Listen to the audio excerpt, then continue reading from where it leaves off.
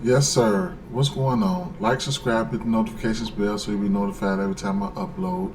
Uh, hey, make sure you're following, underdog underscore NBA. You got to be following these guys. This is a major follow here. All right, so you got to be following them. Let's check the news real fast to see what's up.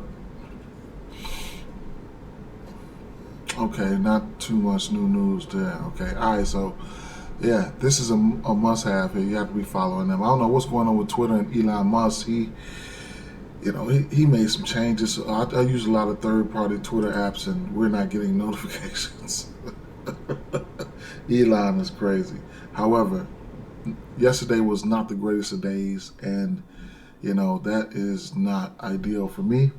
But sometimes we get those times, so it is what it is. We've got. I'm just dropping in. I know it's NFL day. I appreciate all the love. That's one thing, man. Somebody got in my DM said, "Won't you just give out more straight picks?" It's not easy. It's not easy. I like to cover a lot of things because we have a lot of new members, and a lot of new people to the gambling community. But I should give out straight picks. But if it ain't broke, I ain't gonna fix it. I do a lot of bankroll builders like plus 100 parlays and plus 200 parlays and stuff like that. Anything over plus 100 and plus 200 same game parlays, or I start getting crazy. I start getting crazy. I think that's what parlay is about. I guess I try to get me a plus 10,000 or something. However, let's try. I want to try to. I don't have too many official plays. It's look like a bankroll builder day today, man. Prize picks. What do we have out? I have to refresh prize picks.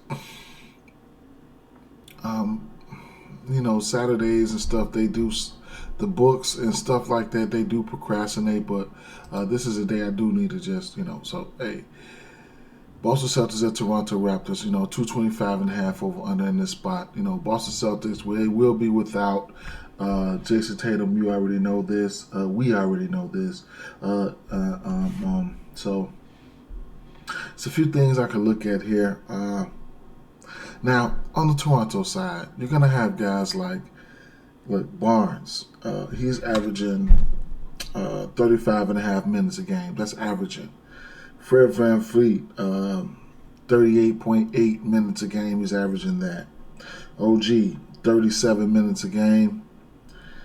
Gary Trent, 32 minutes a game. Siakam, he's probably close to 38, 39. Let me see. 38, 39. 37, 38 minutes. Minutes equals opportunity, man. And they're going to be out there. So this should be a good game for same game parlays. Me personally, I'm gonna try to hit a home run out this motherfucking game, and I'm gonna try to hit me like a couple plus 100s though. I ain't even gonna lie. So, cause that's how I roll. You know what I'm saying? I believe in, you're gonna put the most money on what you're comfortable with putting your money on. You know what I'm saying? And yeah. So, Pascal Siakam is averaging 37 and a half minutes, man. So they're just out there. Now, Preston Chua, he's been coming in, getting some minutes, and that bodes well for somebody like maybe a Robert Williams. Robert Williams, who's his double double is sitting at plus 300. It went down to plus 260. I got it at a plus 300. Sprinkle something on it. It is what it is, okay? Uh, it's not an official play or anything. It's just something that I just couldn't go without doing. This Toronto team has been rebounding, better. Now, Barnes, his PRA, it's everything. Rebounds and assists, all of that is hit 6 out of his last 7 games, okay? Fred Van Vliet, he has 9 straight games with multi threes, I believe. No, 9 straight games with his rebounds and assists, okay? He's been killing it, okay? And he's 12 for 15 with multiple threes. 12 games out of 15 with multiple threes, okay? OG Anunoby, he's got multiple threes in 12 of 15. And he's averaging 3 blocks and steals a game, okay? So these are some of the numbers that these guys are normally putting up all the time. And like I said, the minutes equal opportunity. So, they're just out there doing the most, all right? Gary Trent, he's 13 out of 15 games. He's averaging 18 points, but 13 out of 15 games, he's got multiple threes, okay? Siakam, 5 out of 7. He's had his assist prop hit 5 out of 7 games. His rebounds, he's got seven or more rebounds in 7 straight games. It's just I have to bring a lot of this stuff to your attention because a lot of people just don't know how long these Toronto Raptors be out there on the court, man. These motherfuckers be out there, okay? Now, as far as the Boston Celtics side here, I mean, what you see is what you get. I'm looking at the same. I don't know who's going to start in the place of Jason Tatum, but, it is what it is. The 3-ball should be in play here. I like the 3-ball for a lot of people. And I did lock in, what did I do? Fred VanVleet, Jaylen Brown, and Gary Trent Jr. So 2 threes apiece for all of those. You'll get a plus 100. Sprinkled a little something on that. And can't talk you off OG Anunoby. He's hitting multiple threes in a ton of games as well. So that's there. All right. Yeah, but I can't talk you off anything. You want to get to assist pop for Marcus Smart? Go ahead, be my guest. I'm not straight betting it. You're getting it at a good number. I'm not straight betting it. The Toronto Raptors team does not play fast. And like I said, honorable mention. Scotty Barnes, man. Scotty Barnes, his last few games, he's been playing some good basketball. I really want to touch on this game, man. I don't know if the coach has gotten on him to make him turn the corner or something like that, or they told him he needed to be a little bit more aggressive. But, he's taken 14 shots or better in 5 straight games. And like I said, he's been killing the PRAs, so I can't talk you off anything of that. I mean, 29 points, 14 points, 26, 27, 21. His point prop was sitting at 16. Like I said, let's see, 16 and a half. Yes, he's been playing some good ball, all right? Let's keep it moving. Orlando Magic and Washington Wizards. I don't have a lot for this one. I will tell you that versus a small forward position, Orlando, they're not pretty good at defending that small forward position. Orlando, they third worst giving up the points there. These teams played a while back. I think Kyle Kuzma did have like 24 points there, 23, and then Kristaps Porzingis had 28. I don't know, he had 30 points in that game there. So, but not a lot that I really want to look at there. Maybe this might be a day I could probably look at a fantasy score for Markelle Fultz, but I don't know. I'll see. Rebounds for Wendell Carter is always in play. So that's one thing you can look at. They don't give up a lot of rebounds by the numbers to the center spot, but points-wise, Washington Wizards give up the 4th most points to the rebound. To the center position, okay? Milwaukee Bucks at Cleveland Cavaliers. We don't have lines out for this, so we're waiting on you. Waiting on ABC. Okay, if ABC doesn't play, then I got interest in Holiday and a few other things, but I just gotta wait, so I'm not gonna touch on that. Doubtful here. We shouldn't see any. We shouldn't see LaMelo Ball here, so we're gonna have a massive amount of usage going to Terry Rozier, which he took 24 shots last game, and 12 of them were threes. So what I'm going to be looking at. I'm going to be looking for the 3-ball. Hayward should be back today. It's always Biggs versus Charlotte Hornets, and I don't mind targeting Plumlee against Capella and the gang. Okay, the Charlotte Hornets are still giving up the third most points to the centers, and they are giving up rebounds to the center spot the most at that.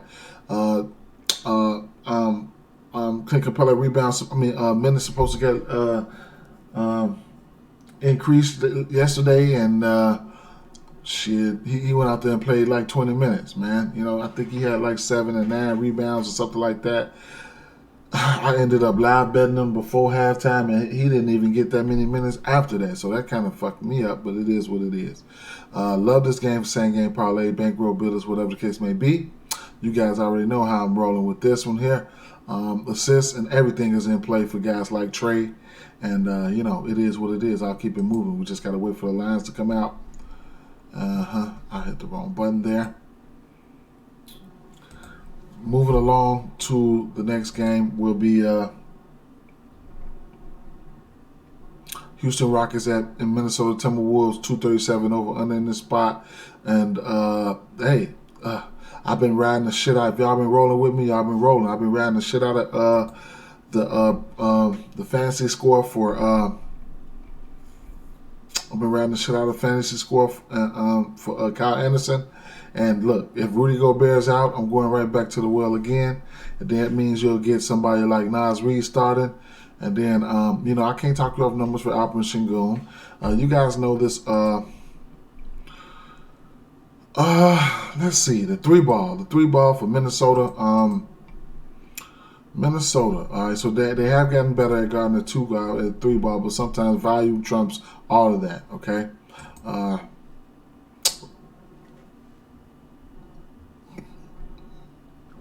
Minnesota will give up points. To three ball to the point guard, and they will give up the three ball to forwards as well. So there you go with that, and power forwards as well. So there you go with that. All right, point guards, small forwards, power forwards. They will give up the three ball there. If we get no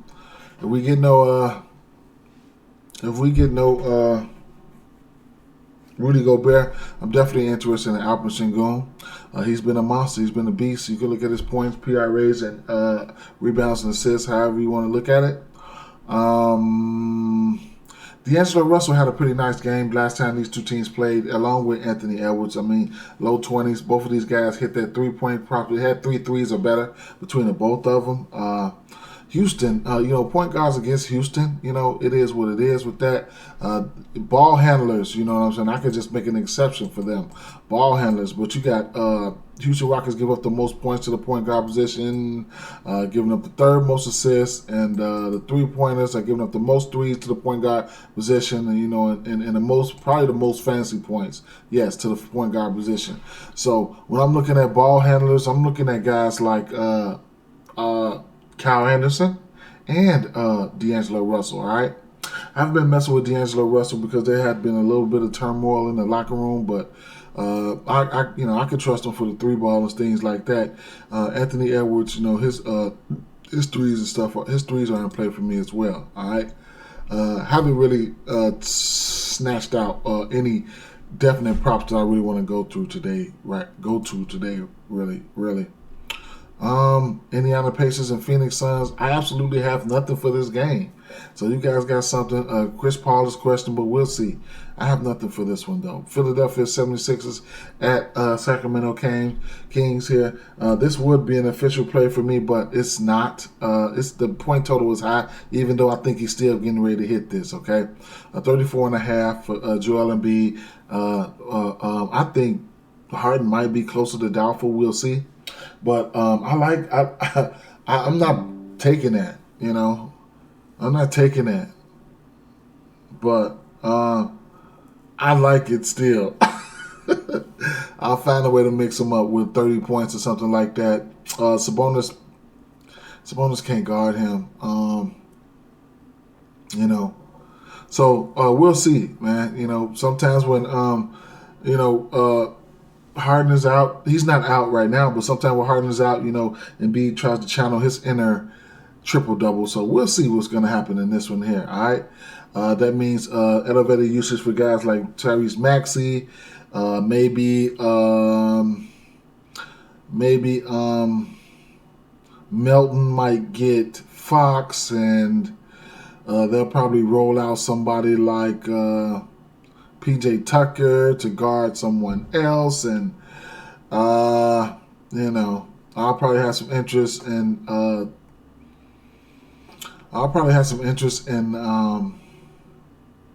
because you know he'll probably slide down to the 4.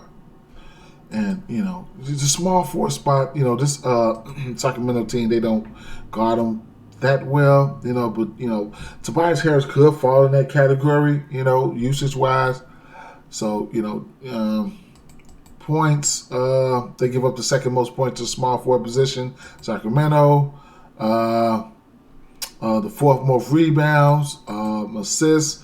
They give up the 5th most assists. I don't know about the 3 ball, though. I think they're a little better at the 3 for the small 4 position. But I don't look to him for 3s. And then I think they give up the most points to Sacramento. Yeah. So fantasy scores, shit like that will be in play for somebody like Tobias Harris. They'll probably have to put somebody on him that, you know, might bring him down to that small 4 position. But, you know, it is what it is.